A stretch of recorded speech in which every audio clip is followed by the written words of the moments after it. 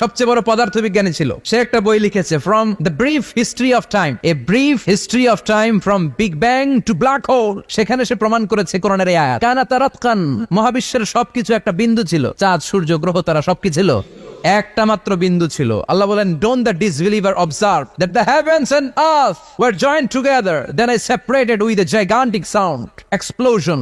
সব একসাথে ছিল, চাঁদ তারা আকাশ নদী নালা সব একসাথে। তারপরে একটা বিকট বিস্ফোরণের মধ্য দিয়ে পৃথিবী হয়েছে, চাঁদ হয়েছে, চন্দ্র হয়েছে, সূর্য হয়েছে, মহাবিশ্বের সবকিছু এই মহাবিস্ফোরণের মধ্য দিয়ে হয়েছে। চিৎকার করে পড়েন আল্লাহু আকবার। এই যে ছোট্ট পৃথিবীতে আমরা বসে আছি, এই পৃথিবীর চেয়ে সূর্য 13 লক্ষ গুণ বড়। চিল্লায় পড়েন আল্লাহু আকবার। এটা কি বাড়ির কাছের কথা? 13 লক্ষ গুণ বড়, কল্পনা করা যায়? তার মানে কি সূর্যই সবচেয়ে বড়? না, সূর্যের চেয়ে অনেক বড় বড় তারা আছে। ব্যাটেলজিউস নামে একটা তারা আছে মহাকাশে, যেটা যে সূর্য পৃথিবীর চেয়ে 13 লক্ষ গুণ বড়। এই ব্যাটেলজিউস তারা সূর্যের চেয়ে 33 কোটি গুণ বড়। এই ব্যাটেলজিউস তারাটাই কি সবচেয়ে বড়? না, এর চেয়েও কত বড় তারা যে আছে কোনো হিসাব নাই। এরকম বিশাল বিশাল তারা ঘুরতে ঘুরতে মাওয়াকিউন নুজুম, ব্ল্যাক হোল নামে একটা রেঞ্জ আছে। এই রেঞ্জের মধ্যে যদি ঢুকে যায়, ছোট্ট বাচ্চার মুখে চকলেট দিলে বাচ্চা যেমনি চকলেট চুষে খেয়ে ফেলে, এই বিশাল বিশাল তারাগুলো ব্ল্যাক হোলের মধ্যে ঢুকলে এক মুহূর্তের মধ্যে নিঃশেষ হয়ে যায়। চিল্লায় পড়েন আল্লাহু আকবার। এজন্য আল্লাহ বললেন, ফালা উকসিমু বিমাওয়াকিআন নুজুম, এই তারকা নিঃশেষ হওয়ার যে জায়গাটা, এই জায়গার কসম আমি কোরআনের মধ্যে খেলাম। এই ব্ল্যাক হোলের রেঞ্জের ভেতরে তারা আসলে মুহূর্তের মধ্যে নিঃশেষ বানিয়ে দেয় কে? একটা তারার চেয়ে আরেকটা তারা বড়। এরকম হাজার কোটি তারা মিলে আমাদের গ্যালাক্সি। এই গ্যালাক্সির নাম হচ্ছে মিল্কি ওয়ে। কি নাম? আমাদের গ্যালাক্সির নাম কি? Milky Way. কি নাম? এরকম একটা গ্যালাক্সি না, লক্ষ কোটি গ্যালাক্সি আছে। আমাদের গ্যালাক্সির পরে সবচেয়ে কাছের গ্যালাক্সির নাম অ্যান্ড্রোমেডা। কি নাম? এই অ্যান্ড্রোমেডা গ্যালাক্সি আমাদের গ্যালাক্সি থেকে 2.5 মিলিয়ন লাইট ইয়ার দূরে, মানে 25 লক্ষ লাইট ইয়ার। সুবহানাল্লাহ কইবেন না? আলোর গতি হচ্ছে পৃথিবীতে সবচেয়ে বেশি বর্তমান সময় পর্যন্ত। জানেন সেকেন্ডে কত মাইল? 1,86,000 মাইল। এক সেকেন্ডে আলো ছুটে 1,86,000 মাইল বেগে। এত বেগের কোন প্লেন বা রকেট নিয়ে যদি আপনি আমাদের গ্যালাক্সি থেকে মিল্কি ওয়ে থেকে অ্যান্ড্রোমেডাতে যেতে চান, তাহলে আপনার 25 লক্ষ বছর লেগে যাবে। সুবহানাল্লাহ বাড়িতে যায় বলেন। এরপর আল্লাহ বললেন, ওয়াস-সামাআ বানাইনাহা বিআইদিন ওয়া ইন্না লামুসিউন, আকাশ আমি বানালাম, গ্যালাক্সি আমি বানালাম। বানানোর পর থেকে সবগুলোরে আমি প্রশস্ত করতে শুরু করে দিলাম। সব ছিল ক্ষুদ্র, একটা বিন্দুর মধ্যে আমি বিস্ফোরণ করলাম একটা আওয়াজ দিয়ে। আওয়াজটা ছিল কুন। আওয়াজটা ছিল কি? জোরে কন, আবার কন। কুন ফায়া ইন্নামা আমরুহু ইযা আরাদা শাইআন আন ইয়াকুলা লাহু কুন ফায়াকুন। আল্লাহ যখন কিছু করতে চান শুধু বলেন কুন, শুধু বলেন বি। কোন মানে বি, ইট ওয়াজ, এটা হয়ে যায়। হাও বলতে দেরি। এই মহাবিস্ফোরণের নেপথ্যে যে শব্দটা ছিল সেটা ছিল কুন। সেটা ছিল কি? আল্লাহ কোন বলতে দেরি, মুহূর্তের মধ্যে বিগ ব্যাং, বিশাল এক্সপ্লোশন, তারপর থেকে মহাবিশ্ব ছড়াচ্ছে। আল্লাহ বলছেন এই কোরআনের ভেতরে বলে দিয়েছেন, ওয়া ইন্না লামুসিউন, আমি এই মহাবিশ্বকে, এই গোটা ইউনিভার্সকে আমি প্রতিনিয়ত সম্প্রসারিত করছি। প্রতিনিয়ত এটা বড় হচ্ছে, সম্প্রসারিত হচ্ছে। চিল্লায় বলেন আল্লাহু আকবার। আজ থেকে মাত্র 20 বছর আগে এটা তারা আবিষ্কার করেছে। এটা কোন সাল? 2020 বছর পেছনে গেলে কত? 1998, তাই না? এই 1998 সালে তারা আবিষ্কার করেছে সুপারনোভা কসমোলজি প্রজেক্ট। এই সুপারনোভা কসমোলজি প্রজেক্টে তারা এই সিদ্ধান্তে এসেছে যে মহাবিশ্ব কোন নামক এক বিস্ফোরণের পর থেকে যে সম্প্রসারিত হচ্ছে, আজ পর্যন্ত এটা শুধু বাড়ছে আর বাড়ছে, অ্যাক্সেলারেটিং হচ্ছে, এক্সপান্ডিং হচ্ছে, এটা কমছে না। কিয়ামত পর্যন্ত এটা বাড়তেই থাকবে। চিৎকার করে পড়েন আল্লাহু আকবার। এজন্য আল্লাহ বললেন, ইয়াসিন ওয়াল কোরআনিল হাকিম, বিজ্ঞানময় প্রজ্ঞাময় কোরআনের শপথ। এই কোরআনের ভেতরে আমি কসমোলজির কথা বলেছি, অ্যাস্ট্রোলজির কথা বলেছি, জিওলজির কথা বলেছি, ফিজিক্সের কথাও বলেছি। সুবহানাল্লাহ। ফিজিক্স মানে কি? পদার্থ। পদার্থের সবচেয়ে বড় উপাদান হচ্ছে লোহা। লোহার কথা কিন্তু কোরআনে নাই। আছে? কই আছে? হ্যাঁ, সূরাতুল হাদিদ, লোহার নামে একটা সূরা দিয়েছে আল্লাহ কোরআনে। সুবহানাল্লাহ পড়বেন না? সূরার নাম সূরাতুল হাদিদ। সূরার নাম কি? চিল্লায় বলেন সূরার নাম সূরাতুল হাদিদ। হাদিদ মানে লোহা। আল্লাহ বললেন, ওয়া আনজালনাল হাদিদা ফীহি বাসুন শাদীদ,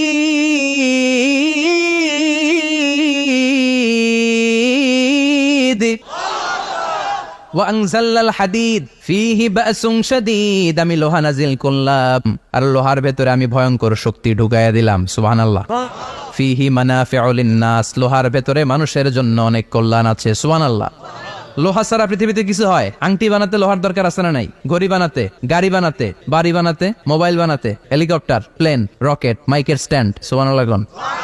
এমন কোন জিনিস নাই যেটার মধ্যে লোহা লাগে না। এজন্য আল্লাহ বললেন এই লোহার নামে আমি একটা সূরা ডেডিকেট করলাম, ওয়া আনজালনাল হাদিদ ফিহি বাসুন শাদীদ। আমি লোহাকে নাজিল করেছি। আল্লাহ বলেছেন, খেয়াল করে শব্দটা শুনেন, ওয়া আনজালনাল হাদিদ, আমি লোহাকে উপর থেকে নাজিল করেছি। কি করেছি? কথা বলেন। তার মানে লোহা পৃথিবীতে ছিল না, নাজিল করছে কে? লোহা পৃথিবীতে ছিল? পৃথিবীতে ছিল। পৃথিবীতে থাকলে নাজিল করবেন কেন? এই যে কোরআনটা পৃথিবীতে আগে ছিল, নাজিল করছে কে? কোন ফেরেশতাকে দিয়ে? সাইয়েদনা জিবরাইল। কোন নবীর উপর? বিশ্বনবী মুহাম্মদুর রাসূলুল্লাহ। আল্লাহু আকবার।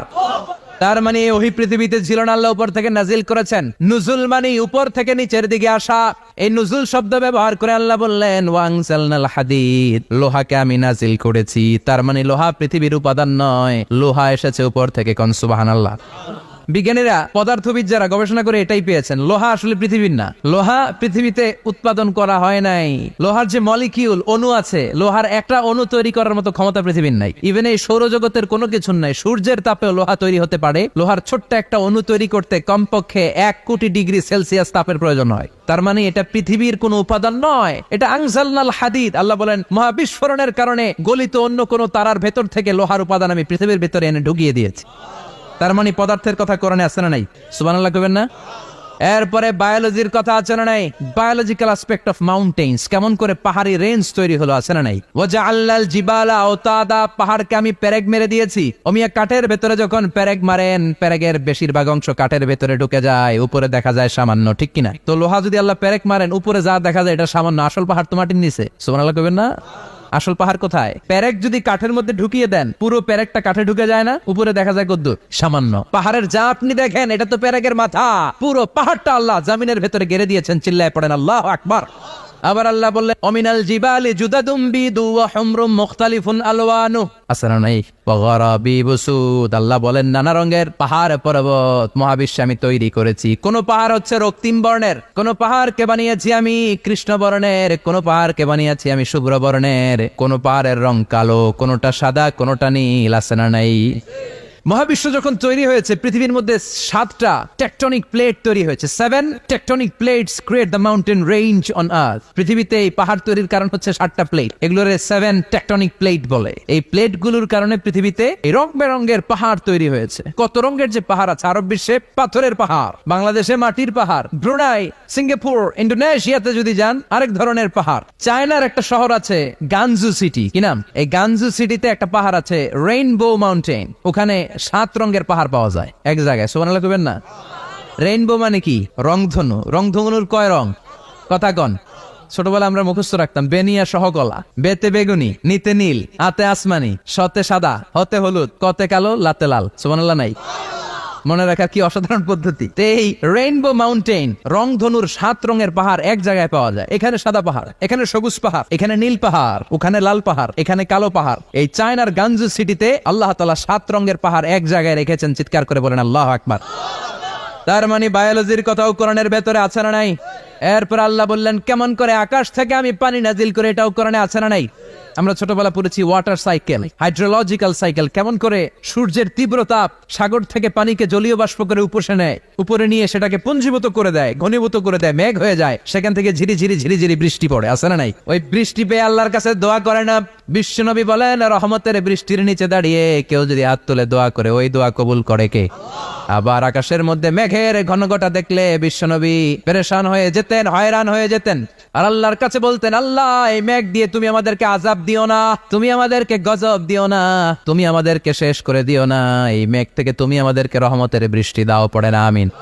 বৃষ্টি দেখলে বিষ্ণু বলতেন আল্লাহুম্মা সাইয়িবান নাফিআ, ইয়া গাউসু আগিসনা গাউসান মুগীসান মারিআন মারিআন নাফিআন গায়রা দার আজিলান গায়রা আজিল। হে আল্লাহ এই বৃষ্টি থেকে তুমি ঠান্ডা রহমতের পানি দাও। কি দাও? এই ওয়াটার সাইকেলের কথা আল্লাহ বলেছেন। আলাম তারা আন্নাল্লাহা ইউসজি সাহাবান, কাফের নাস্তিক যেগুলো সমাজের আবর্জনা খড়কুটা, ওরা কি দেখে না কেমন করে আমি বাতাসকে জলীয় বাষ্প করে আকাশে তুলি, বায়ুমণ্ডলে নিয়ে যাই। সুম্মা ইউআল্লিফু বাইনাহুম, জলীয় বাষ্পগুলারে তখন আমি ঘনীভূত করি। সুম্মা ইয়াজআলুহু রুকামান, এরপরে আমি মেঘে পরিণত করি। ফাতারাল ওয়াদকা ইয়াখরুজু মিন খিলালিহি, তারপর মেঘের ভেতর থেকে ঝিরি ঝিরি ঝিরি ঝিরি বৃষ্টি নাজিল করে কে?